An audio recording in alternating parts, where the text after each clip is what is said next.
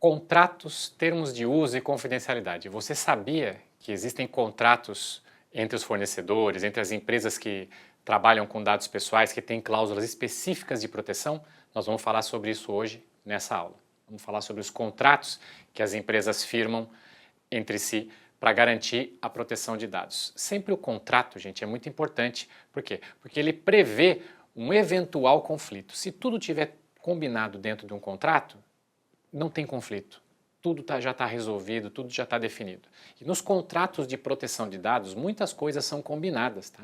Nas cláusulas de proteção de dados dentro dos contratos, muitas coisas são combinadas. Como, por exemplo, qual é a segurança que essa empresa está aplicando nesses tipos de dados que ela está armazenando meu? Se são dados sensíveis, eu vou querer que tenha uma segurança bastante robusta.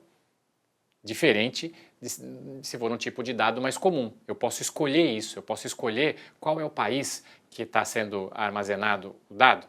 Posso, de repente eu posso ter mais segurança se for armazenado dentro de um país que eu conheço a legislação diferente de outro. Quais são as multas em caso de descumprimento? Qual o tempo de atendimento em caso de um incidente? Tem uma série de coisas que a gente combina especificamente em proteção de dados e segurança da informação.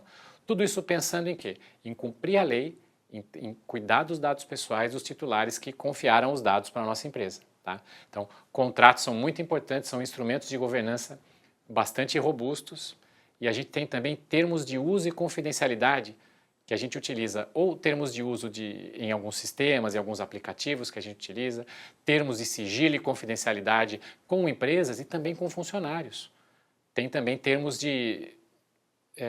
existem também termos de uso de imagem, que também estão relacionados à confidencialidade. Se eu posso eventualmente usar a imagem dos funcionários ou dos meus clientes para fazer divulgações em rede social, em alguma ação de marketing, tudo isso tem que ser combinado, porque muitas vezes as pessoas precisam nos dar o consentimento para que eu possa utilizar a imagem. Então a gente ajusta nesses termos de uso.